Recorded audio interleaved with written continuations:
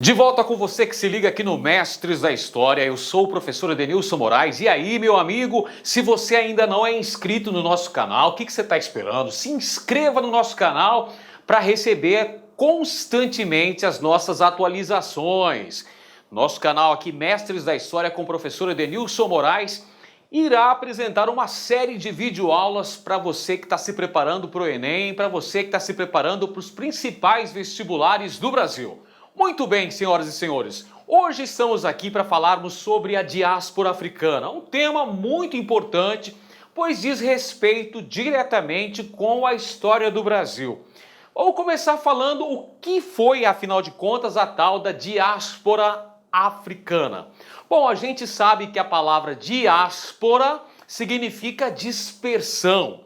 Então, a diáspora colonial africana foi a transmigração forçada de milhões de africanos para a América e para a Ásia, dentro do chamado tráfico negreiro, tráfico de escravos, que aconteceu durante o período da Idade Moderna. Então, pessoal, essa migração forçada, essa transmigração, na verdade, milhões de africanos, olha, um contingente expressivo de pessoas que foi arrancado de sua terra natal e enviado para onde? Para a América e para a Ásia, na condição de povos escravizados. Aí a gente já pode ver no mapinha, ilustrando melhor o que eu estou dizendo, pessoal. Então aqui você tem a diáspora africana, então é essa dispersão, é essa saída massiva de populações dos mais diferentes grupos étnicos da África, que são levados nos famosos navios tumbeiros, os navios negreiros conduzidos para o cativeiro na América e também na Ásia, onde houve o emprego da mão de obra escrava, o trabalho compulsório. Tá aqui para você, pessoal, o tráfico negreiro, o caráter compulsório acabou promovendo então essa transmigração de milhões de pessoas, são seres humanos que foram arrancados de sua terra natal, são grupos, diferentes grupos étnico-raciais que foram levados para a América, levados para a Ásia, até mesmo para a Europa, na condição de escravos. Vamos lembrar que essa era uma atividade permitida na época. A legislação que existiu durante boa parte da Idade Moderna permitia esse tipo de atrocidade que hoje nós consideramos. Bom, mais adiante nós temos aqui, pessoal, as principais rotas do tráfico negreiro durante o período da modernidade, entre os séculos XV e XVIII, XIX, até meados do século XIX, para sermos mais exatos do ponto de vista cronológico. Então você tem aqui no litoral, nos pontos localizados ao longo da costa africana, as chamadas feitorias, que eram os pontos onde os traficantes obtinham os escravos. Vamos lembrar que o tráfico negreiro era uma atividade extremamente lucrativa que fazia parte do mercantilismo, pessoal, que ajudava no processo de acumulação primitiva de capitais. Então a gente tem aqui, olha só, olha no mapa para você conferir aí. Cabo Verde, São Jorge da Mina, essa localidade de onde vinham os grupos étnicos denominados sudaneses. Essa é a Costa da Mina. Nós tínhamos também a Costa dos Escravos. Tínhamos a região de onde vinham os bantus, Luanda, Benguela e também Moçambique. Os principais grupos de africanos que vieram na condição de escravizados para a América Portuguesa e posteriormente também para o Brasil independente durante o período imperial, você sabe muito bem, continuou a existir o trabalho escravo até a promulgação da Lei Áurea em 1888. Legal? Os principais portos brasileiros que receberam esses milhões de africanos escravizados foram os portos de Salvador, na Bahia, Recife, Pernambuco, e do Rio de Janeiro. Perfeito? Não por acaso nós não podemos esquecer, durante muito tempo a principal atividade econômica desenvolvida na América Portuguesa foi o cultivo de cana-de-açúcar, a boa e velha plantation, com monocultura, trabalho escravo em latifúndios, cuja produção visava o mercado externo, mercado europeu.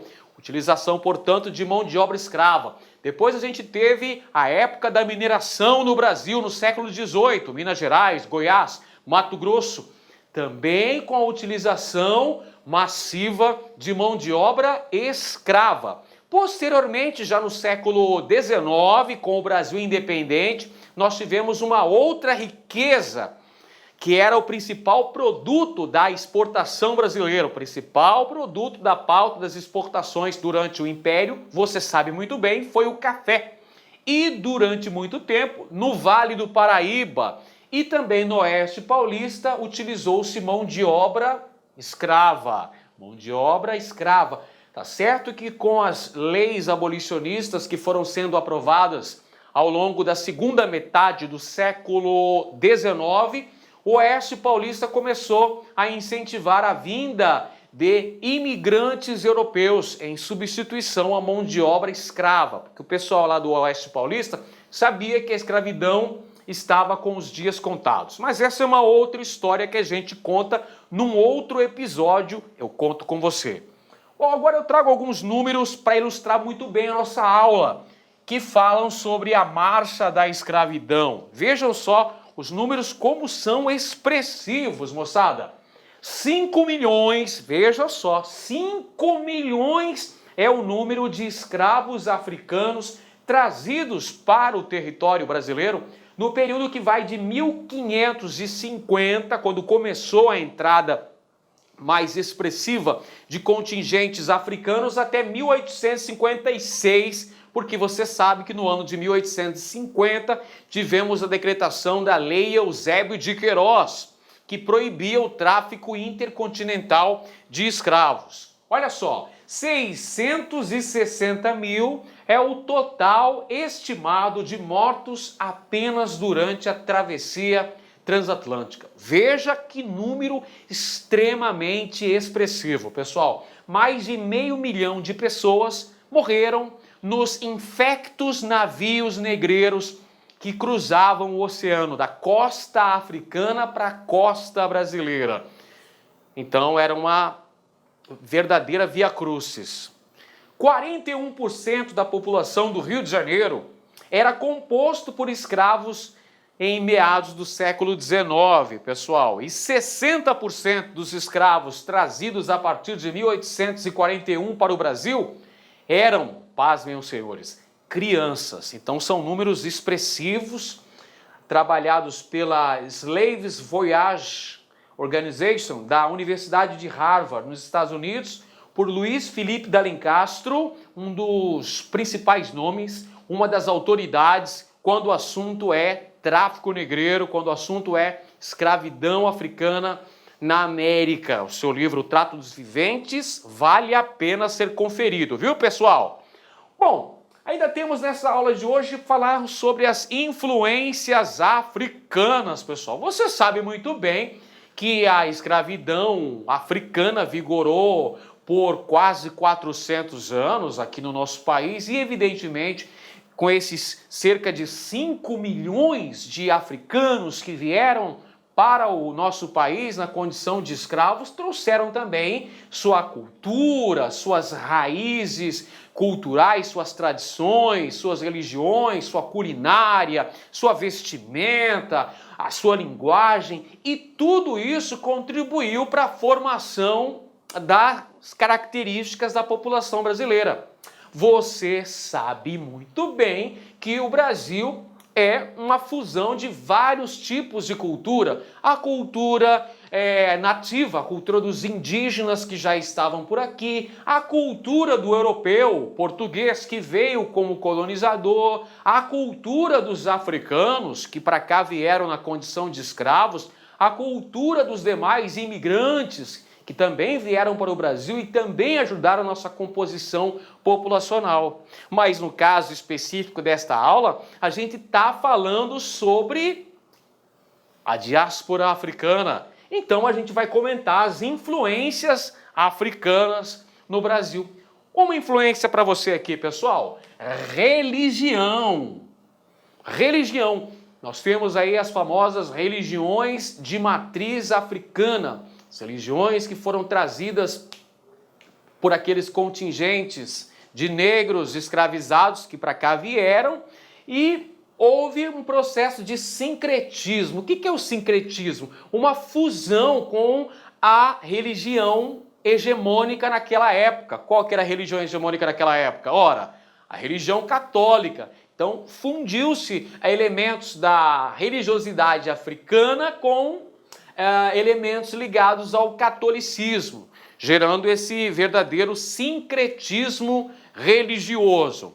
Além disso, a gente tem contribuições na alimentação, pessoal. Olha só, já vimos aqui contribuições das religiões de matriz africana. Temos também diversos pratos da culinária brasileira que são de origem africana. Olha aí o acarajé, por exemplo, pessoal, o vatapá. Olha as baianas do acarajé.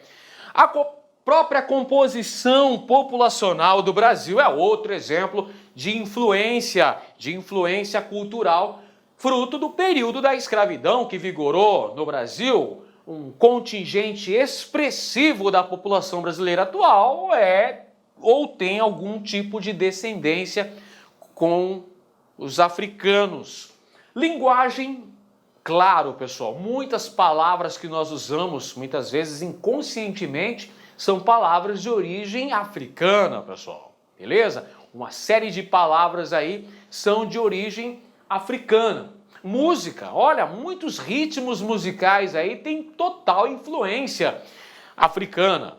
Dança também, o maracatu, a capoeira, pessoal, essa expressão artística brasileira tombada pela Unesco é também de influência africana. Você pode perceber que tem uma série de influências da população africana que contribuíram para essa formação multifacetada da cultura brasileira.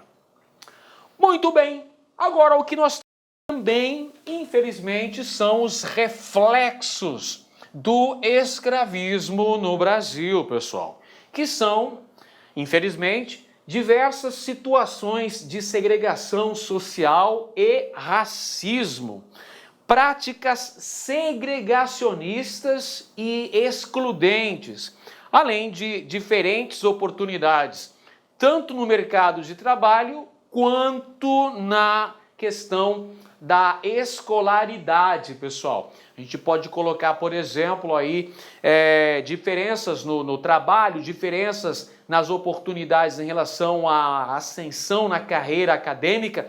Tanto é que aprovou-se recentemente uma política de cotas destinadas a estudantes afro-brasileiros, não é isso?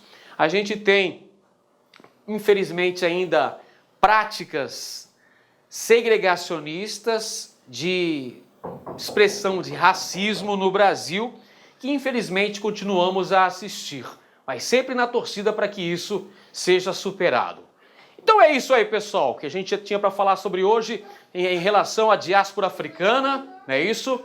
Beleza? Então eu espero que você tenha gostado. Se você gostou, curta o nosso vídeo, compartilhe nas suas redes sociais. E já mandando um grande abraço para o nosso amigo Grande Cabeça, que está aparecendo aqui chegando aí, ó. Olha o Belmonte aí. Olha o Belmonte aí.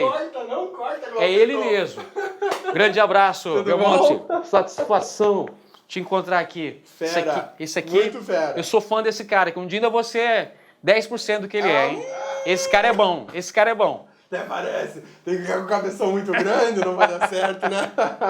Bom te ver. Grande abraço, amigo. Abraço, gurizada. Bons estudos, hein? Pega firme, que isso aqui vale muito a pena estudar. Vale a pena demais. Garanta seu cargo. Valeu, pessoal. Clique, claque.